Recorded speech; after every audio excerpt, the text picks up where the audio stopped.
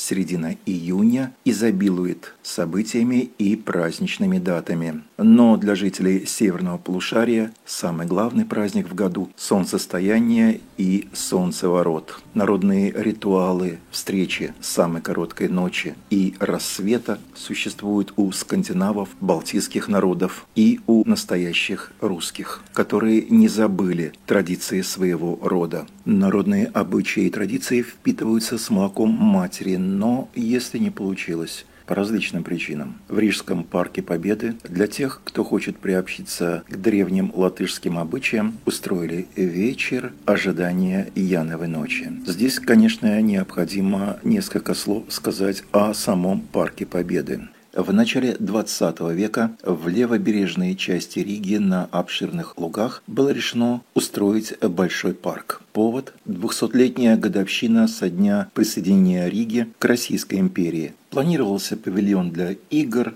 строительство роскошных вилл, но все пошло не так. Официальная церемония открытия парка состоялась 5 июля 1910 года, когда в Ригу вместе со своей семьей на императорской яхте «Штандарт» прибыл государь-император Николай II. Торжественную ленточку перерезал госсекретарь Петр Столыпин. Строительству парка помешала Первая мировая война, по окончанию которой Латвия стала независимым государством. И в 1923 году Петровский парк переименовали в Парк Победы в честь разгрома в 1919 году добровольческой западной армии под командованием полковника Бермонта Овалова. Еще до начала Второй мировой войны в 1940 году Латвия вновь вошла в состав России, на тот момент Советского Союза. В 1961 году Парк Победы переименовали в парк имени 22-го съезда КПСС. К середине 70-х годов советские правители Риги сильно озадачились. В столице Латвии не было центрального места, где можно было бы проводить мероприятия и возлагать цветы в честь победы в Великой Отечественной войне. И в 1976 году был объявлен конкурс на лучший проект монумента. После долгих лет в 1985 году в центральной части парка был открыт памятник воинам Советской армии, освободителям Советской Латвии и Риги от немецко-фашистских захватчиков. Тогда же, в 1985 году, территория вновь получила название Парка Победы, но уже Победы СССР. Монумент служил местом возложения цветов, а уже после восстановления независимой Латвийской Республики местом для сбора прокремлевски настроенных жителей Латвии. В августе 2022 года монумент был снесен. В правом верхнем углу вы видите ссылку на выпуск новостей, который вышел на Эхо Риги, и в нем рассказывается о демонтаже монумента. Мы сейчас на том месте, где были бетонные ступеньки, ведущие к монументу. Парк Победы пережил капитальную реконструкцию, и теперь это прекрасное место для отдыха рижан. Дорожки, место для прогулок мамочек с колясками, место для занятия спортом, велодорожки, батуты, качели. И именно в этом реконструированном Парке Победы готовились к встрече праздника Līgo.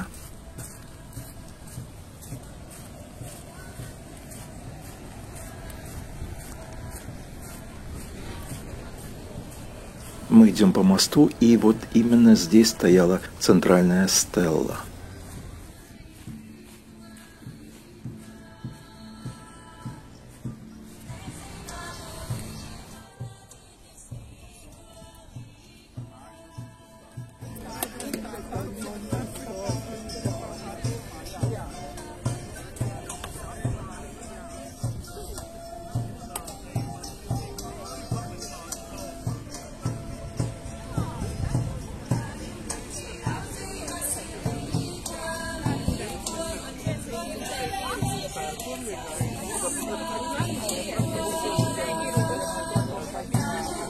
Paldies, folkloras draugu kopējas kandinieki par to, ka gluži tā kā parasti tas gan dziesmās, gan dzīvē ir no dažādām Latvijas malām.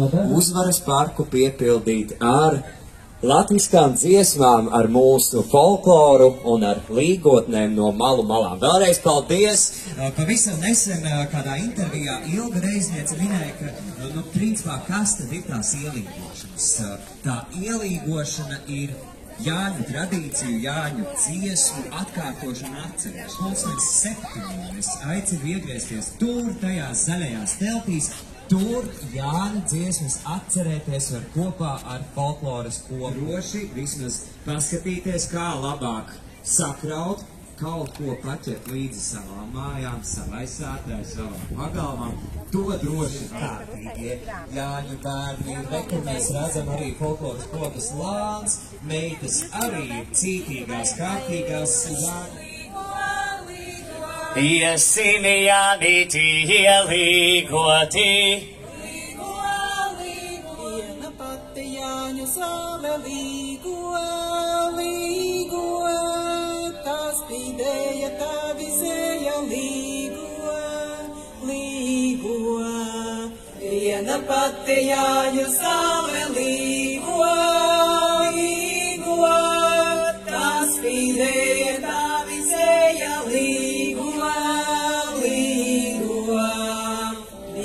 Pate brāļu māsa līgo, līgo, iet pa ceļu līgo, dama līgo, līgo, viena pate brāļu māsa līgo, līgo, iet pa ceļu līgo, dama līgo, līgo, tādu zāļu neatnesa.